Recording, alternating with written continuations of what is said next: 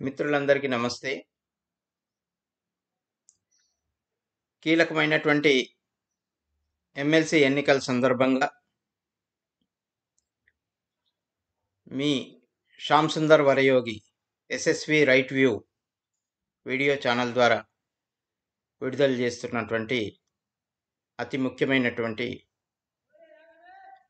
Video ఇది. కాబట్టి ప్రతి ఒక్కరూ దీన్ని చూసి మన శ్రేయోభిలాషులు మిత్రులందరికీ షేర్ చేయాల్సిందిగా మనవి చేస్తున్నాం. ఎన్నికల సమరం, ఎమ్మెల్సీ ఎన్నికల సమరం గతంలో మామూలుగా జరిగేది, కానీ ఇప్పుడు ప్రతిష్టాత్మకంగా మారిపోయింది. గతంలో మాదిరిగానే ప్రతి ఎన్నికల సందర్భంగా ఈ మధ్య కాలంలో ఫేక్ వార్తలు రావడం, అభ్యర్థులపైన అపోహలు సృష్టించడం అనేది పార్టీలకు మామూలు అయిపోయింది, సంస్థలకు మామూలు అయిపోయింది.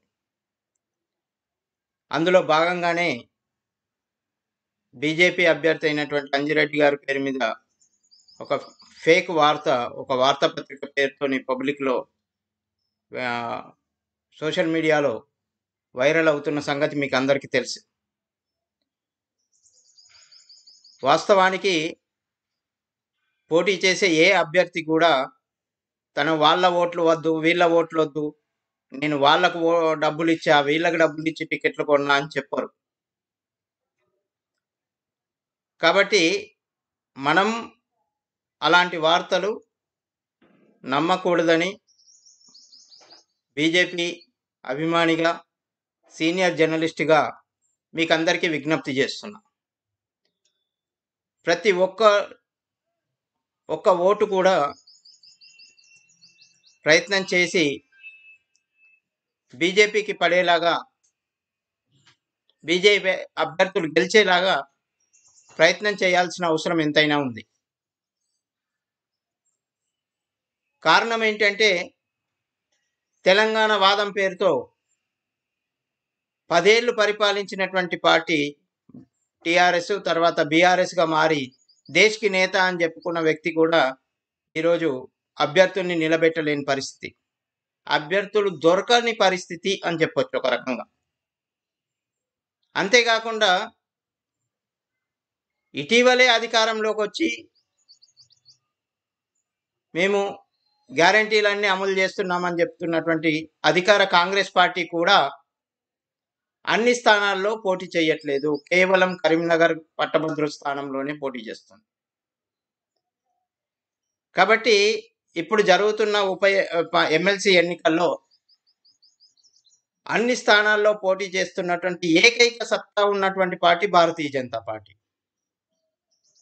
అభ్యర్థులు కూడా నిష్కలంకమైన వ్యక్తులు, నిజాయితీ పరులుగా, ప్రజల్లో ఉండేటువంటి వ్యక్తులుగా పేరుంది.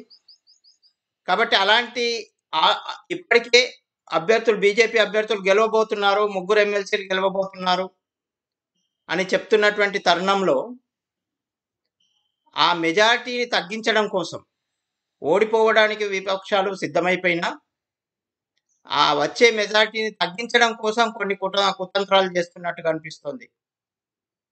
ఈ చివరి 2-3 రోజుల్లో కూడా రకరకాల అపోహలు సృష్టించే అవకాశం ఉంది. కాబట్టి మనకు కిషన్ రెడ్డి గారు తెలుసు, కిషన్ రెడ్డి గారి గురించి తెలుసు.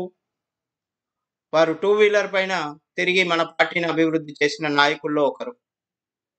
అలాగే లక్ష్మణ్ గారు, బండి సంజయ్ గారు, వీళ్ళంతా సిద్ధాంతపరంగా సంఘ సిద్ధాంతము, బీజేపీ సిద్ధాంతము, వీటికి అనుగుణంగా అంచెలంచెలుగా ఎదిగిన వ్యక్తులు, ఎక్కడ అవినీతి ఆరోపణలు లేకుండా పారదర్శకమైనటువంటి ప్రజాసేవ చేస్తున్నటువంటి, ఎలాంటి అవినీతి ఆరోపణలు లేకుండా పనిచేస్తున్నటువంటి, నిత్యం ప్రజల్లో ఉండేటువంటి నాయకులు వీళ్ళపైన అపోహలు సృష్టించడానికి ప్రయత్నం చేస్తున్నారు. దీన్ని మనమంతా దీనికి జవాబుగా, దీన్ని సవాలుగా తీసుకొని మనం మన బీజేపీ అభ్యర్థుల్ని గెలిపించాల్సిన అవసరం ఎంతైనా ఉంది.